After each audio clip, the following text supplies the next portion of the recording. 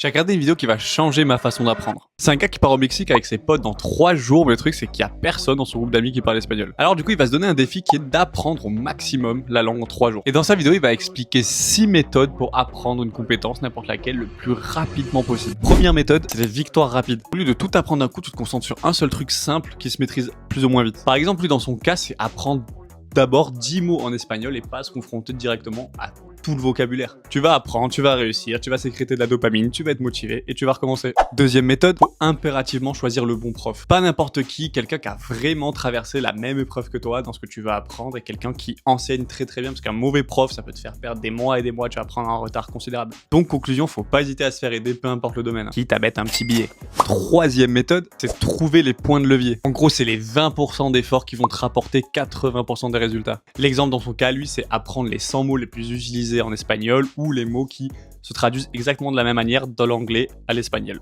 Parce que oui, la vidéo est en anglais. La quatrième, c'est le feedback constant. Encore une fois, faut pas hésiter à se faire aider. Tu demandes des avis à des gens qui maîtrisent déjà le sujet que tu vas apprendre. Et ils te diront les erreurs que tu fais parce que si tu te butes tout seul de ton côté, autant tu fais des erreurs et tu les remarqueras jamais. Tu vas répéter tout le temps les mêmes erreurs. La cinquième méthode, c'est d'accepter d'être mauvais. Ce qui va te bloquer dans ta progression, c'est de te dire je suis mauvais.